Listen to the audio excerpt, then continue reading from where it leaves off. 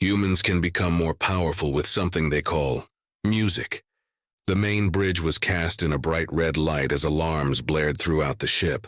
The wall of camera feeds was dropping as the pirates went room to room, looting and killing. Our ship had been boarded by the Xeres, a notorious race of pillagers that solely rely on scavenging to survive. They are ruthless and deadly. Most ships that were unlucky enough to be caught in their crosshairs never made it back. That is why, when they boarded our ship, I was ready to give up. I ran to the bulkhead where the main control room was. I was a medic, not fully trained yet, as different species all require different treatments.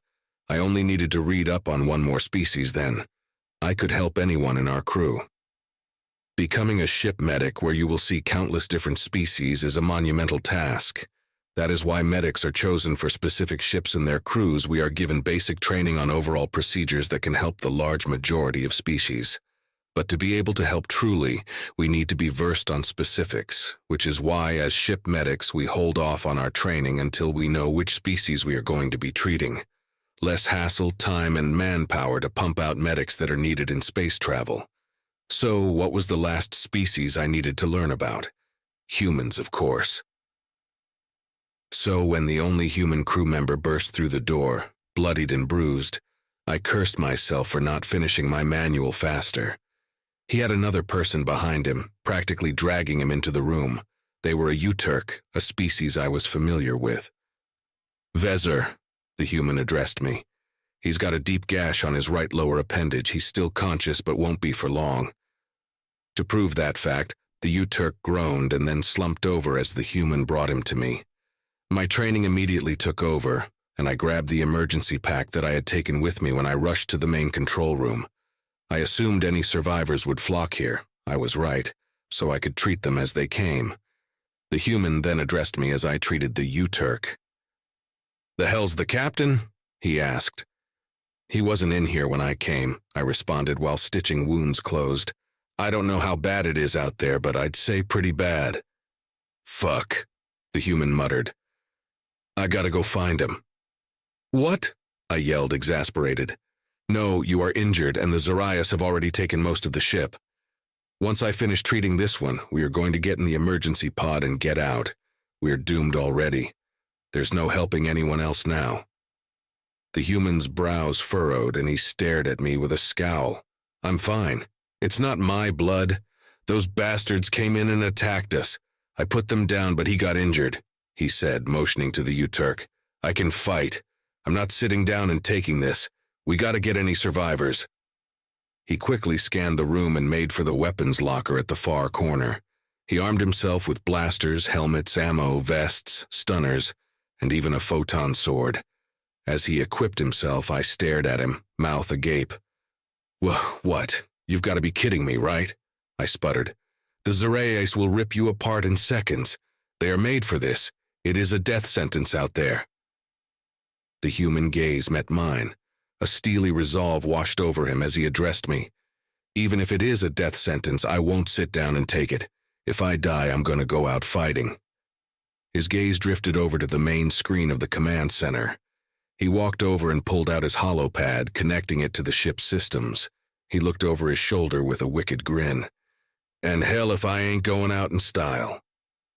He turned off the emergency sirens and an eerie silence flowed throughout the space, only disturbed by muffled phaser fire and distant screams. "What are you doing?" I asked cautiously. He was tapping on his holopad at lighting speeds, and after a second he looked back to me and tossed it into my hands. I fumbled for a second before catching it. Looking down, I saw a big play button on the screen. "Once I step out that door, press that and don't you dare let it stop."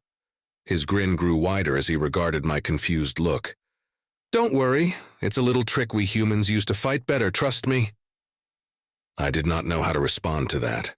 I knew humans had decent fighting capabilities, and this human Zach had military training. I also knew humans could fight toe-to-toe with Xeres, but not an entire ship full of them. We were well and truly doomed. I nodded to him, not being able to form any words, and he turned to the door. I told myself that once he stepped out of that door and never came back, I would just have to take myself and the Uturk and get into the escape pod. The door slid open and Zach looked at me one last time. Get your supplies ready. I'm gonna get some of our crew, beat those bastards, and get the hell out of here." Without waiting for my reply, he stepped through the doorway and closed it behind him.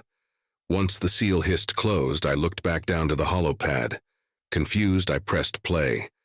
A strange noise started to come from every speaker on the ship, loud and unpleasant. I knew this is what humans called music, as I had been forced by Zach to listen to the classics a while back. I did not like it, but many others did. TT really depended on the species.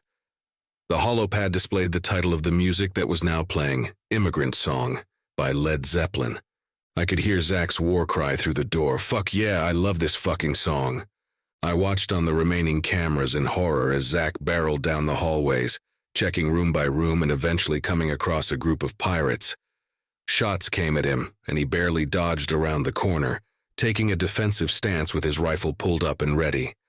The pirates, eager for another easy victim, started advancing on his position. I prepared myself for Zach's impending fate. I saw Zach, completely unfazed, waiting. His mouth was moving in time with the music, his foot tapping along with the beat. He wanted for the pirates to get closer. As they rounded the corner, he grabbed the first Zarias' extended appendage, wrenching the blaster from its claw and sending it careening down the hall. He pulled the Zarias towards him, using it as a shield, as the two others aimed at him. Shots were fired, and both Zarias went down. The one Zach was holding had holes all through its carapace. He threw the lifeless corpse to the ground and continued forward. I watched in awe as this human warrior put down 3 Zarias with ease, and then moved right along as if nothing had happened. He continued to mouth the words as he strode down the hall. "Valhalla, I am coming." The translator told me the meaning of the unusual word, and when it did, I let out an exasperated laugh. How fitting, I thought. Zach rounded the corner, rifle aimed and ready. Another Zarias met him head-on, but before it could fire, a hole was punched through its head with deadly precision. Multiple more came careening around the corner, alerted by their fallen comrade. Zach ducked behind the corner and scanned his equipment. He unhooked a small cylinder from his belt, pulled a pin that was at the top of it, and tossed it down the hall. He covered his ears as a bright flash enveloped the area. As the camera in the hall adjusted back to normal, I saw all Zarias on the floor, writhing in pain. Zach strode up to them, putting a round through each of their heads. The music still played throughout the ship, like a siren's call of death. Can whisper tales of gore. He stared down at the corpses with a grim determination, still mouthing the words of the music. "We are your overlords." Zach went to the end of the hall and pried open one of the doors. I saw him drag out an injured crewman. He threw them over his shoulder with ease and started back. I realized he was bringing them here and frantically prepared my medical supplies. I was ready as he opened the door. He brought the Ferrer to me and put it down. Their species was big and bulky, with a hard exoskeleton that covered their entire body, and this human had picked it up like it was nothing. I looked at the human mouth agape once more. "How?" I stammered. Zach laughed. "I guess the music powered me up, eh?" Before I could inquire more, he turned on his heel and headed back out into the battle. A different sound started playing. I looked back to the holopad as I started patching up my newest patient and read the title, Death by Rock and Roll by the Pretty Reckless. I heard Zach once again through the door. "Ha, how fitting this song fucking rules." His voice trailed off as he walked further down the hall. "On my tombstone, when I go, just put Death by Rock and Roll. The next 30 minutes will be burned into my memory forever." Zach started single-handedly pushing back against the pirates, shots flying through the air, taking Zarias' limbs off with deadly precision, his photon sword slicing through them with practiced ease. Member after member of our crew was brought to me. Even the captain, who had a nasty head wound and was unconscious, was retrieved. My mouth hanging agape became the norm as Zach continued his tirade through the ship. He came back more and more bloodied, with an increasing number of wounds and survivors that looked to me like they were life-threatening. But every time a new song came on, it was as if he got a shot of energy, his whole body perking up, ready to go back into the fray. I kept looking at the tablet as each new song came on, dumbstruck at its ability to power him up. Thunderstruck by AC/DC, he threw another cylinder, waiting a moment to seemingly time the music to the action. As it blew, he mouthed, "Thunderstruck." He continued this odd behavior with each and every song that was played. Black Betty by Ram Jam. He shot in time with the words "Bam Balam." Iron Man by Black Sabbath. He picked up a metal door, used it as a shield, and rushed forward. "I Am Iron Man." Seven Nation Army by the White Stripes. While fighting against an entire group of Xereus, a seven-nation army couldn't hold me back. Master of Puppets by Metallica. A photon sword fight backdropped by the incessant noise, dedicated to "How I'm Killing You." Don't Stop Me Now by Queen as he carried injured crewmen. "I'm gonna go, go, go, there's no stopping me." It just kept going. I couldn't believe no one had known about this before. Sound waves that can make a human stronger?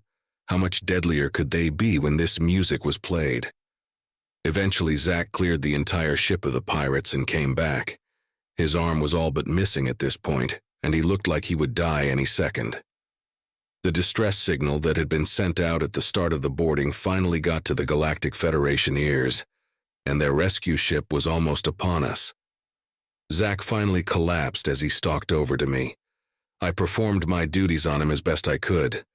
I had no idea how he was still alive, but he was still mouthing the words to the songs the entire time.